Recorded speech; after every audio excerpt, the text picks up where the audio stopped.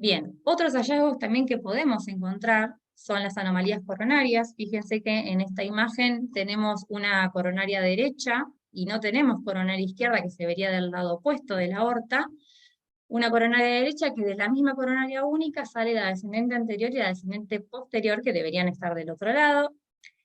Puede ser utilizada también la tomografía para un estudio de post-revascularización, un paciente que tiene un stent, ¿sí? Y posteriormente hace un dolor y no lo queremos someter a cateterismo, se le podía pedir, aunque bueno, tiene sus límites por el tema de la imagen que puede generar el stent, y porque menor a 2 milímetros no nos va a servir. Estudios previos normales con persistencia de síntomas que nosotros no querramos exponerlo a un cateterismo. Preestructural puede ser una TAVI, si es el estudio previo a un tratamiento por una estenosis aórtica, que querramos tener mediciones exactas de cuánto mide la aorta, porque vamos a utilizar por ahí una válvula, por ejemplo, o un postprocesamiento para ver cómo quedó la válvula implantada, que sería la segunda imagen. Puede ser también utilizada para ver pericardio, enfermedades congénitas, como por ejemplo una comunicación interauricular, y puede ser también solicitado previo a una cirugía cardíaca. Bueno, hasta el momento ahí hablamos o sea, la descripción de qué ve cada estudio y demás, cómo lo analizo, pero el tema es cuándo la pido, cuándo me es útil, y también interpretar el resultado de las mismas para poder aplicar a nuestros pacientes.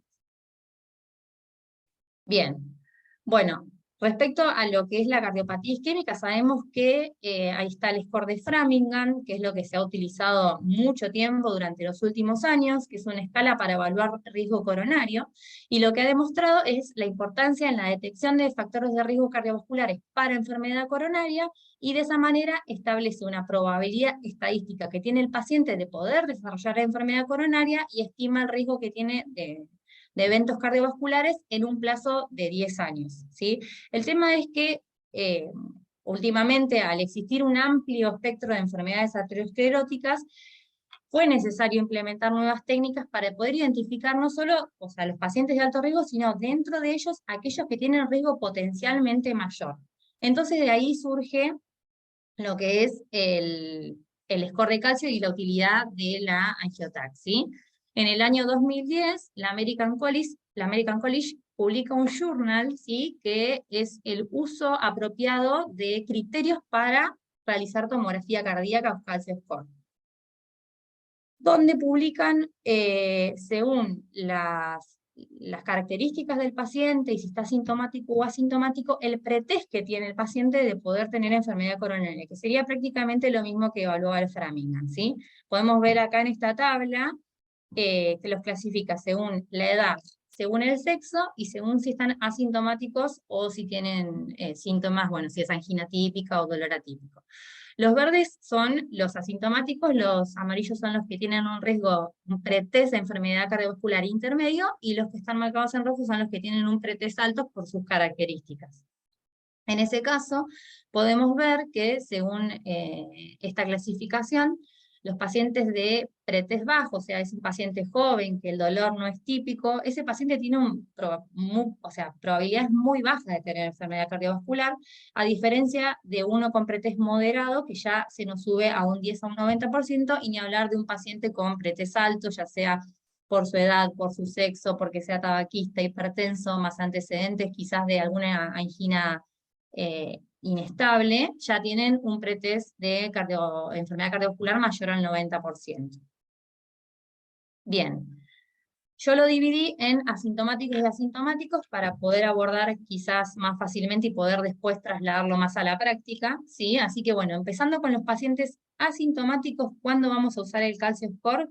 Bueno, esta tablita, que viene también sacada como la diapositiva anterior, del Journal del American College, fíjense que los pacientes que tienen bajo pretest, que son los que están en verde, ¿sí? ¿Cuándo va a ser apropiado? La A es la apropiado, la I de inapropiado, y la U es cuando va a ser inusual. Bueno, en este caso, los de bajo riesgo, ¿cuándo le pediríamos un calcio score si nosotros pensamos que el paciente no va a tener enfermedad coronaria por sus características previas? Bueno, puede ser un paciente que tenga antecedentes heredofamiliares de enfermedad cardiovascular quizás prematura o alguna muerte súbita. Ese paciente, a pesar de que su pretest le da bajo, merece que le hagamos un calcio score. El paciente de riesgo intermedio, que es el que ya quizás tenga un dolor, aunque no sea típico, no tenga tantos factores de riesgo como para darme un pretest alto, pero que desconocemos su árbol coronario, podría decirse, también sería una indicación de poder pedirle un calcio score. Acá al costado, bueno, recordamos los valores, ¿sí? del score, y bueno, lo consideramos como un predictor de evento coronario en pacientes asintomáticos en prevención primaria, o sea, supera al score de Framingham. Podemos reclasificar el riesgo del paciente, incluso, que ahora a continuación puse un ejemplo como para entenderlo un poco más. Identificar individuos que se puedan beneficiar con tratamientos. Después, un calcio score de 0 nos da un periodo de garantía de 15 años en individuos de riesgo bajo o intermedio de que no tengan enfermedad coronaria, y aporta gran valor pronóstico. Y según las guías españolas de prevención cardiovascular, tienen una indicación 2B de solicitarse el calcio score para estratificación de riesgo de pacientes asintomáticos. Bueno, acá, respecto a lo que decíamos del manejo de los resultados y poder incluso iniciar aspirina o estatinas, fíjense cómo un paciente con un calcio score de 0, no vamos a tomar ninguna conducta. Uno que tiene un calcio score de 1 a 100, que es leve, vamos a individualizar el tratamiento, ¿sí? Porque si es un paciente que venía con un fallecimiento en la familia súbito y joven, podemos quizás iniciar algún tratamiento, pero al que es claro que le vamos a iniciar un tratamiento y se va a beneficiar en prevención primaria, sería al paciente con un calcio score mayor a 100, que quizás no tenía un pretest alto. En ese caso es indicación de iniciar aspirina y estatina. Y ni hablar que en todos los pacientes, más allá del score de calcio, se va a sugerir cambio de hábitos y modificar los factores de riesgo cardiovascular. Bien, acá como les mencionaba, el ejemplo para reclasificar el riesgo, lo que nos permite el calcio score, es, por ejemplo, un caso clínico de un paciente, 55 años, hombre, tabaquista, con antecedentes heredofamiliares de cardiopatía isquémica. Pero el paciente está totalmente asintomático, va a consultorio solamente para hacerse un control y nunca tuvo nada. Bueno, si nosotros vamos a los scores que tenemos de la parte clínica, como se usó el Framingham, ahora lo solemos usar, es el de la Organización Panamericana de la Salud. Si nosotros ingresamos los datos ahí a la página que está abajo, nos da como moderado a alto pretest de enfermedad cardiovascular. Fíjense cómo nos cambia a nosotros la decisión o el riesgo que tiene el paciente de enfermedad cardiovascular según lo que nos dé el puntaje de score de calcio. Si a nosotros ese paciente nos da un score de calcio de 0, fíjense que pasa a ser un paciente de bajo riesgo y no tenemos que repetirle ningún estudio más por año, ¿sí?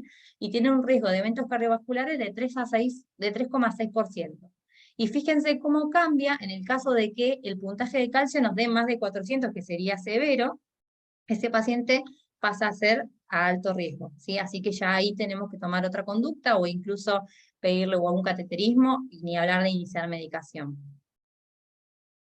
En el caso de los asintomáticos, también se pueden pedir angiotac, ¿sí? Más allá del score de calcio, pero bueno, no sería para todos los pacientes, sino más destinado a los de moderado a alto riesgo, como decíamos recién, para estudiar un poco más esas lesiones que se vieron calcificadas, ¿sí?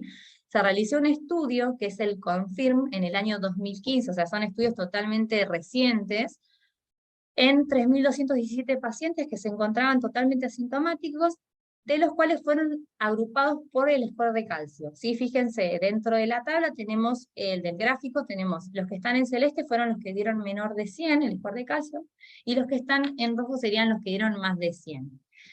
Y lo que evaluaron fue la prevalencia de enfermedad coronaria que tuvieron los pacientes que tenían score de calcio de más de 100 y después se hicieron la tomografía y tenían las arterias tapadas. Y fíjense que hay una relación, ¿sí? A mayor score de calcio, mayor obstrucciones había posteriormente en la angiotomografía. Entonces la conclusión de este estudio fue que en los casos de calcio score moderado a alto, la angiotomografía de coronarias mejoraría la predicción de eventos cardiovasculares. Y en general, cuando se hace la toma de imagen de score de calcio, uno en el mismo momento puede administrar el contraste y terminar el estudio completándolo con una angiotomografía de coronarias. ¿Qué pasa en los pacientes sintomáticos? ¿Sí? Acá ya nos vamos a otro tema, y es lo que por ahí nos puede servir en un consultorio o en una guardia. En este caso el score de calcio ya pierde, o sea, pierde valor y solamente nos sirve como pronóstico del paciente, pero ya vamos a necesitar otros estudios, y ahí es cuando entra en juego la angiotomografía de coronarias. Tenemos dos escenarios posibles.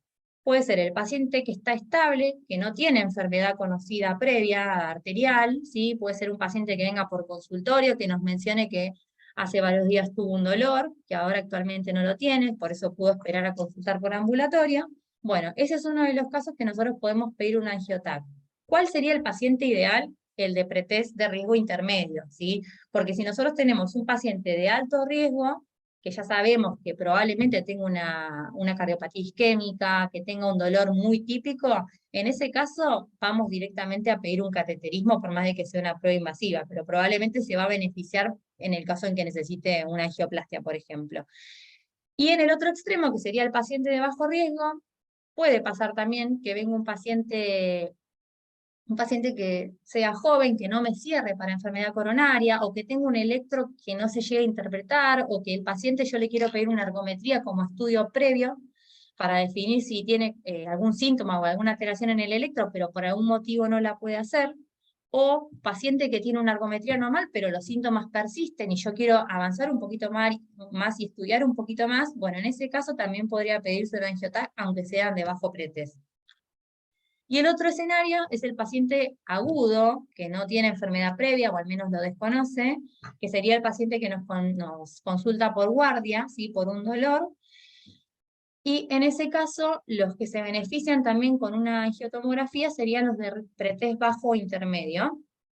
Ejemplo sería, un paciente que viene con dolor, tiene un electro que me llama la atención porque tiene una T negativa, pero yo le pido enzimas y me da normal. Entonces, en ese caso, no estamos hablando de infarto, podremos pedir un angioTAC como para definir alguna lesión.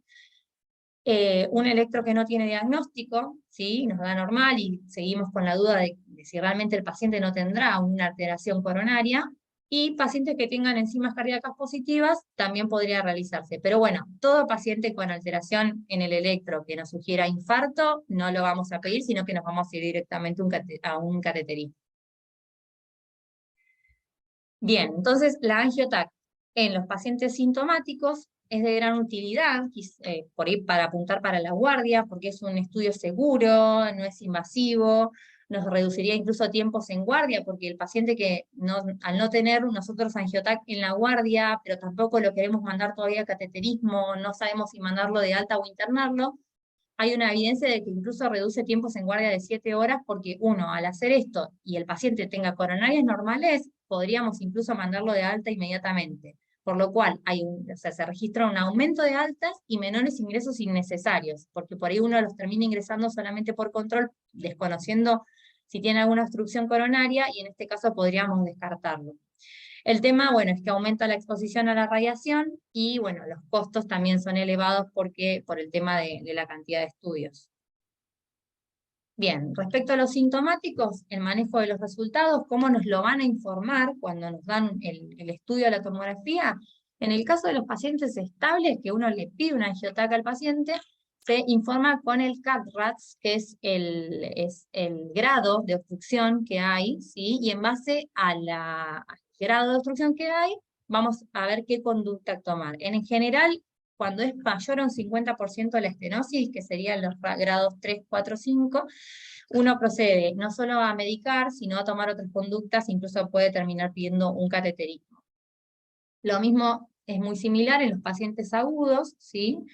Hay algunas diferencias, pero bueno, una vez que aparece una estenosis superior al 50%, ya uno empieza a tomar conductas terapéuticas o dar antiplaquetarios, o pedir algún otro estudio más invasivo como es el cateterismo. Como para terminar, traje un caso clínico muy sencillo como para llegar a una conclusión y que todos se queden de la importancia de si tuviésemos, o los que lo tienen en su hospital, la utilidad del angiotac en el paciente con dolor de pecho. Por ejemplo, acá tenemos un paciente masculino de 50 años, que es tabaquista, es sedentario, que consulta porque tiene un dolor precordial de intensidad 6 en 10, que fue de 15 minutos de duración, no tuvo episodios previos, no toma medicación, no se conoce hipertensa, así que no toma nada más que T4 porque es hipotiroideo, y cuando le tomo los signos vitales tiene una presión de 170/100.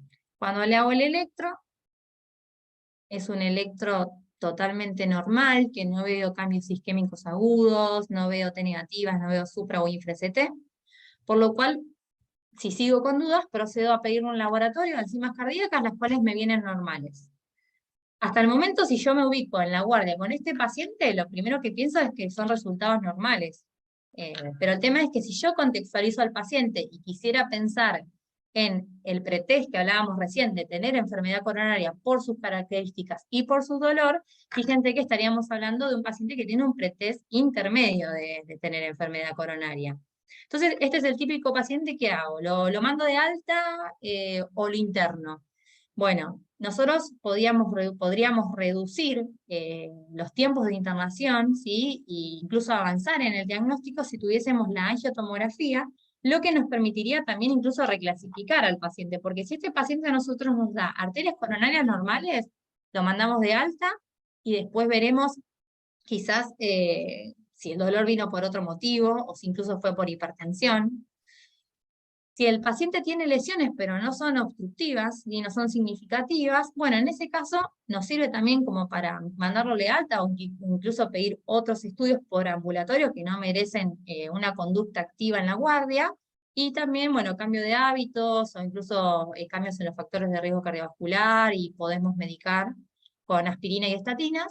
Pero en caso en que haya una obstrucción significativa, nosotros ya sabemos que vamos o a proceder con un cateterismo o bueno, lo vamos a internar para poder hacer el cateterismo después durante la internación. Pero este ejemplo me pareció importante como para que uno cuando esté en la guardia, cómo podría tomar distintas conductas en base al resultado de la angiotomografía.